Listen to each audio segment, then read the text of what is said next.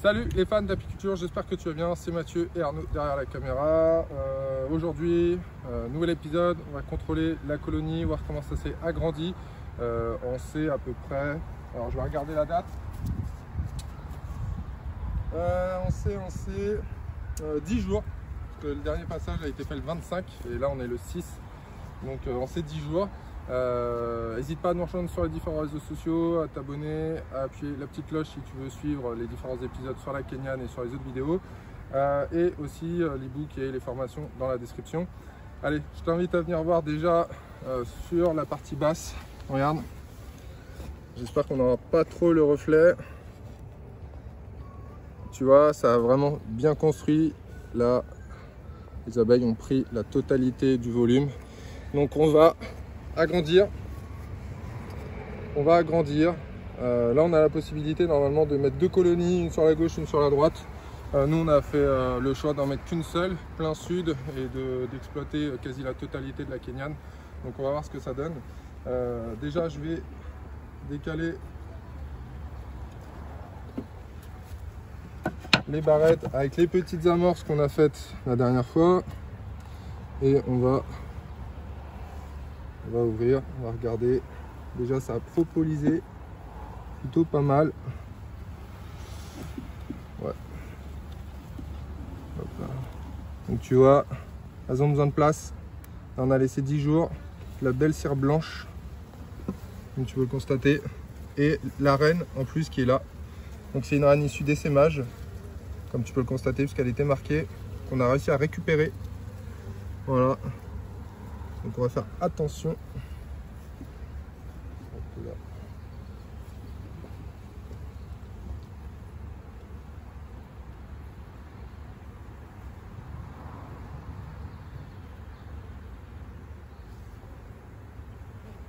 Hop là. Donc tu vois, coup de bol, première ouverture, on tombe dessus direct. Alors on va pas non plus checker tous les cadres de Kenyan, parce qu'il n'y aura pas d'utilité. Là on a vu la reine, on voit que ça bâtit plutôt fort. Ça bâtit même très fort. Voilà. Donc vous posez pas de questions, me dites pas comment ça se fait que ta cire est blanche, elle n'est pas jaune. La cire des abeilles c'est blanc translucide, et avec le temps elle devient jaune. Avec eh bien, le miel, le pollen, ça devient de plus en plus noir aussi avec la ponte. Voilà. C'est tout juste magnifique. C'est pareil au niveau manipulation, comme tu peux le constater, on n'est pas en train de faire des trucs dans tous les sens, tout et n'importe quoi, tout simplement parce que la cire est fragile, ok. Donc tu peux pas manipuler comme tu manipulerais avec un cadre, d'accord.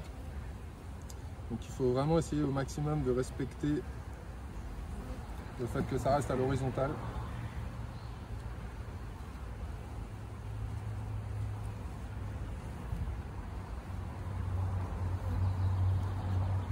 Et là,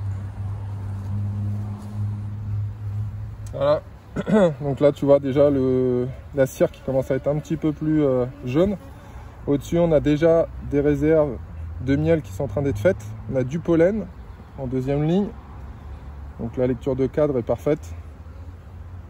C'est une colonie qu'on n'a pas du tout nourrie. Voilà. En autonomie 100%, comme des grandes. Voilà. Voilà comment tu peux manipuler une barrette.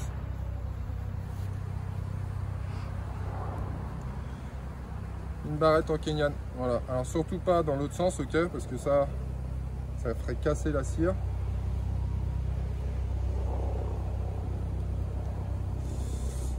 Yes. Allez, on va faire une dernière pour le plaisir ici. Alors la seule problématique, moi, au niveau de la Kenyan, c'est pour la fermeture.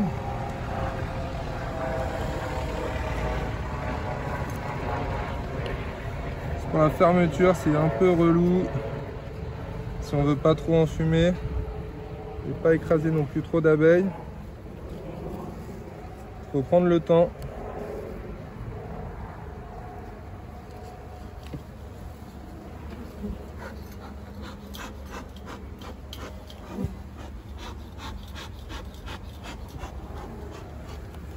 Ok, voilà.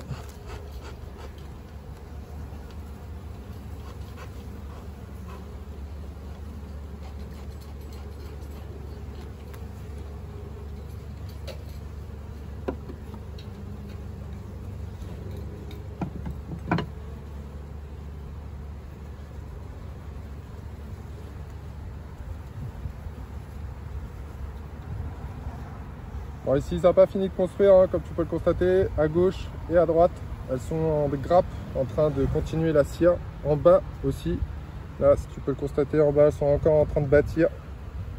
Voilà. Qu'est-ce qu'on a de ce côté-là? Peut-être un peu de réserve de nourriture. En tout cas de ce côté-là, on a une belle couleur de pollen, regarde.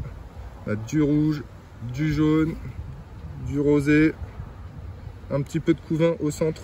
Je sais pas si tu arrives à le voir. Voilà. Donc, une colonie qui se porte vraiment plutôt pas mal.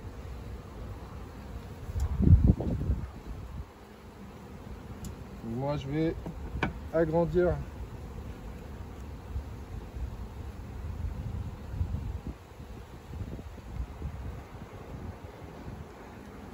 on va agrandir la place pour la Kenyane. On va rajouter 2 barrettes. On va rajouter une barrette tout à gauche. Et on va en rajouter une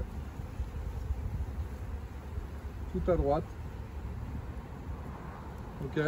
Comme ça va laisser à la place, ça va laisser de la place à la colonie pour bien s'agrandir et ça va éviter de refroidir le couvain au centre.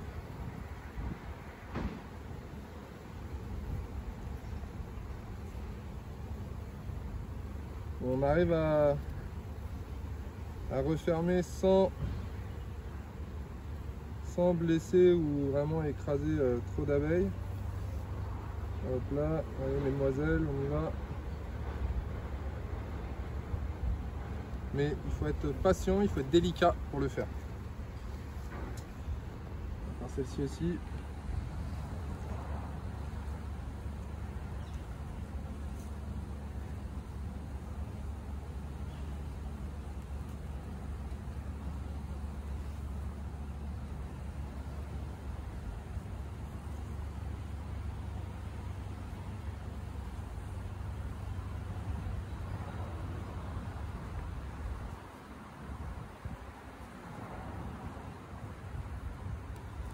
Ok, donc on va rajouter une ici. Voilà, donc les amorces hein, comme l'autre jour, amorces à l'arrache hein, qu'on a récupéré sur des feuilles de cire gaufrée qui restaient. Donc là on essaye de les mettre droites aussi pour pas les induire en erreur.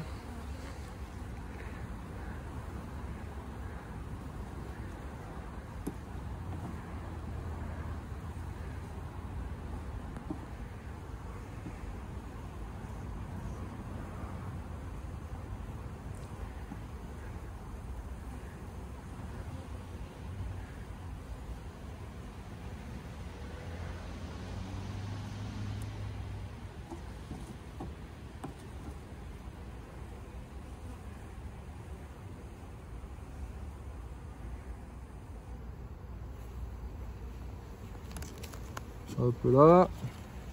Bon, tu vois, hein, j'ai fait coulisser les barrettes sur le côté, enfin les cires sur le côté, elles ne sont pas fixées à la paroi. Hein. On a un petit peu de propolis comme tu peux le constater sur la partie haute là. Voilà. Mais en tout cas, elles ne sont pas fixées sur les côtés. Donc on peut les manipuler.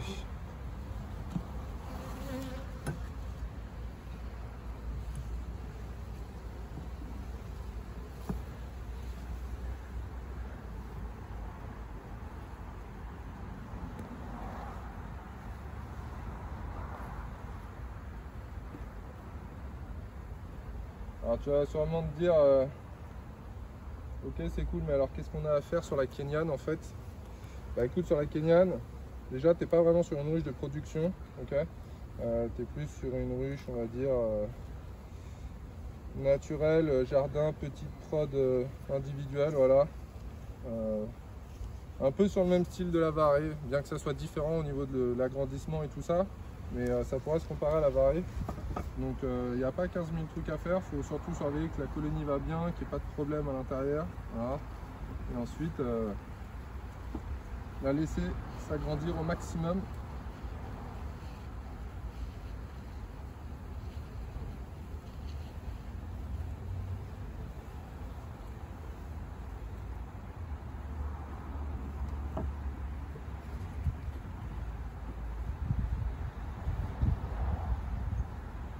Comme tu peux le constater, l'agrandissement aussi.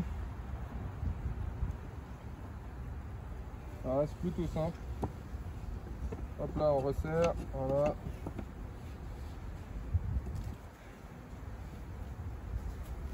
Et voilà. L'agrandissement est fait. Un agrandissement sur la gauche, un agrandissement sur la droite.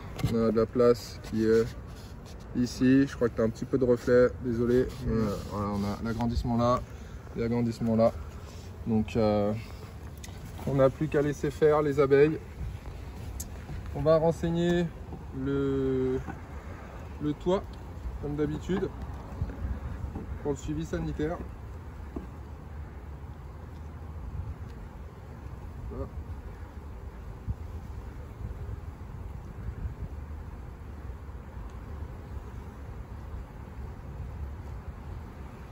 Ok. Je contrôle que ça soit bien positionné. Et on peut refermer. Donc tu vois, j'ai pas utilisé l'enfumoir. Les abeilles sont plutôt calmes. Pas d'abeilles écrasées non plus. Donc voilà, je trouve que c'est une ruche qui est plutôt cool. Si tu veux l'installer dans ton jardin. Et par contre, c'est pas parce que tu l'installes dans ton jardin que on peut y faire n'importe quoi. Ok, il faut quand même avoir un suivi méticuleux, que ce soit au niveau des maladies, au niveau du développement de la colonie, au niveau du nourrissement si besoin. D'ailleurs, comment nourrir avec la ruche kenyane, ça va être l'un des thèmes d'une des prochaines vidéos de la série, ok, parce qu'on ne peut pas nourrir de façon conventionnelle comme tu connais d'habitude. Donc on te montrera nous comment on procède au cas où, ce qu'on va préparer justement pour faire le nourrissement en cas de besoin. Je renseigne donc le suivi sanitaire nous qu'on fait sur le toit, tu peux le faire sur un cahier ou sur une fiche plastifiée. Et voilà, on te dit à la prochaine vidéo, au prochain épisode sur la ruche kenyane. N'hésite pas à partager, à liker, à nous laisser des commentaires en dessous de la vidéo si ça t'a plu ou pas, nous partager ton expérience aussi si potentiellement tu as une ruche kenyane. Et nous on te dit à une prochaine vidéo. Ciao ciao.